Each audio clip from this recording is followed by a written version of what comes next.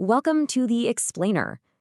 We talk a lot about what we know about the universe, but have you ever stopped to think about how we know it? It's not magic, it's science. And right at the heart of it all is the simple act of measurement.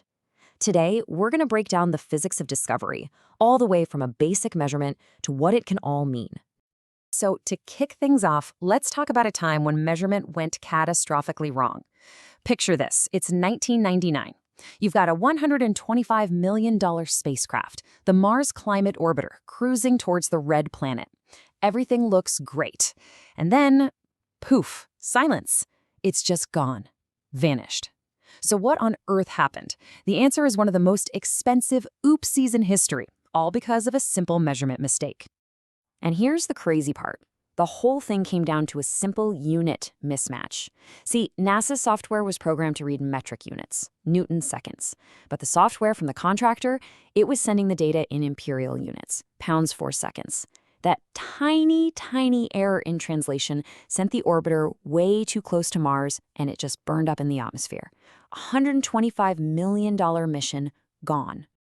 Now, that story is the perfect setup for why a shared language of measurement is so incredibly important in science, and that's exactly what we're going to dive into today.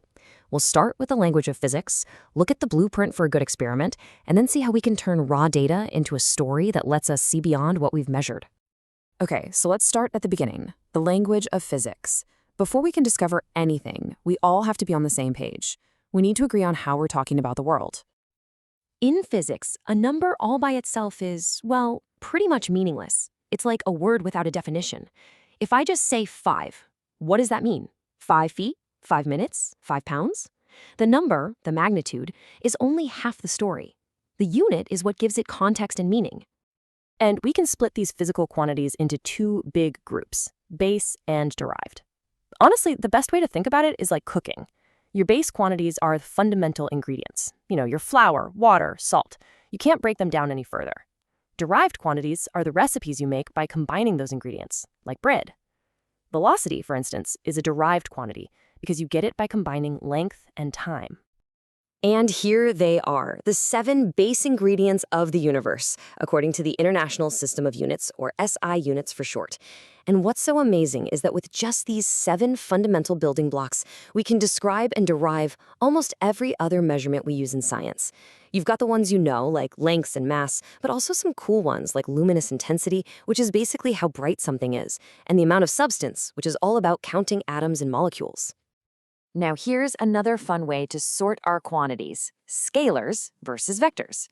A scalar tells you how much. It's like me telling you there's buried treasure 10 kilometers away. Great, but not super helpful, right? A vector tells you how much and which way. So the treasure is 10 kilometers north. That little piece of information, that direction, makes all the difference. For things like velocity or force, that direction is everything. Okay, so we've got our language down, we know how to talk about things. Now, how do we use that language to actually ask questions and, get answers we can trust? Well, we need a plan, a blueprint. And that blueprint is the scientific method. Now, this isn't just some boring list to memorize. This is the game plan. It's a way of thinking that keeps us honest and ensures that our investigations are logical, clear, and, this is a big one, repeatable by someone else. So let's see how it works with a real example.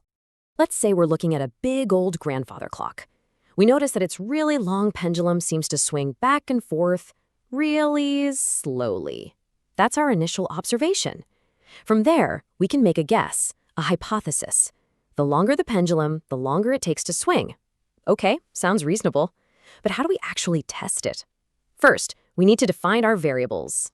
This part is absolutely crucial for a fair test. Our manipulated variable is the one thing we're changing on purpose. In this case, the pendulum's length. The responding variable is what we're measuring to see the effect. That's the time it takes for one full swing. And then, maybe most importantly, we have our constant variables. These are all the things we have to keep exactly the same, like the mass on the end of the string, to make sure the length is the only thing causing the change we're seeing. So we've done our experiment, we've carefully measured everything, and now we've got a table full of numbers, which is okay. But numbers in a table can feel like just a jumble of facts. To really see the story in the data, we need to turn it into a picture. And that's where graphs come in. A good graph is like a storyteller. The shape of the line, the curve, it's the plot. It instantly shows you the relationship between what you changed and what you measured. Let's look at a few of the most common plot lines you'll run into. First up, the classic straight line right through the origin. This is a directly proportional relationship. It's a perfect partnership. As one variable goes up, the other goes up by the exact same proportion. You double one, the other doubles. Simple as that. Next, we have another straight line, but this one doesn't start at 0. This is a linear relationship with a head start. There is some initial value, but after that, it's still a steady, predictable climb. The increase happens at a constant rate. And of course, what goes up can also come down.